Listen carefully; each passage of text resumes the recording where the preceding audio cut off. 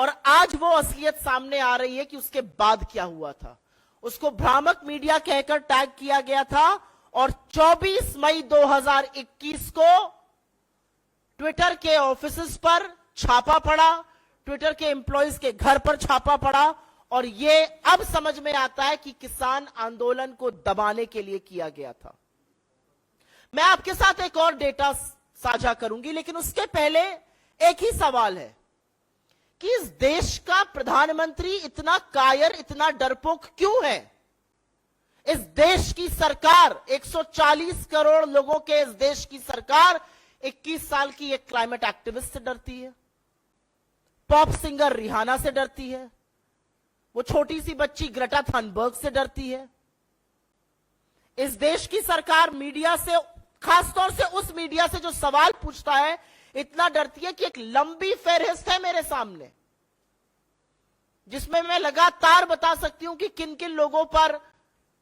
CBI की, ED की, income tax की रेड हुई, क्योंकि वो सच दिखा रहे थे। अब चाहे वो भास्कर हो जो कोरोना काल का सच दिखा रहा था, चाहे वो न्यूज क्लिक हो, चाहे वो न्यूज लॉन्ड्री हो, चाहे वो भारत समाचार हो, चाहे वो वायर हो, चाहे वो क्विंट हो, चाहे वो प्रणॉय रॉय हो, चाहे वो तमाम ऐसे लोग जिन्होंने सच दिखाने की और सवाल पूछने की हिम्मत दिखाई, उनको रेड किया गया और ये चुप कराने की साजिशें रची गई।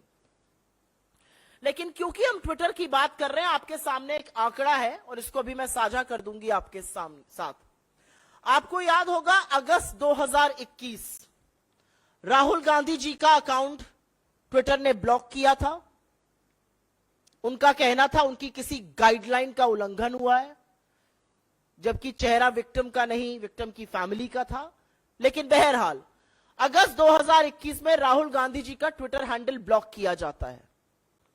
और अगले 6 महीने तक उनका ट्विटर ग्रोथ, उनकी सब्सक्राइबर ग्रोथ, उनकी फॉलोवर ग्रोथ बिल्कुल नगण्य हो जाती है। और जब फरवरी 2022 में वॉल स्ट्रीट जर्नल यह खबर चलाने वाली है कि ट्विटर ने राहुल गांधी जी के अकाउंट को ब्लॉक किया है और उनकी सब्सक्राइबर ग्रोथ ब्लॉक हो गई है और ट्विटर को चिट्ठी लिखी जाती है, तुरंत ये जो शैडो बैन था ये हट जाता है और लगातार उसके बाद सब्सक्राइबर में ग्रोथ आ जाती है। तो मैं आज ये क्यों ना कहूं कि ट्विटर ने ये ब्लॉकिंग, ट्विटर ने ये शैडो ब्लॉकिंग, सब्सक्राइबर ग्रोथ पर ब्लॉक करना सरकार के कहने पर किया था और ये जो 6 महीने का बैन था ये सरकार के दबाव में आकर किया गया था, जिससे विपक्ष की सबसे मजबूत आवाज को भी ट्विटर जैसे प्लेटफॉर्म पर ब्लॉक किया जाए। और ये कहानी सिर्फ ट्विटर तक सीमित नहीं है।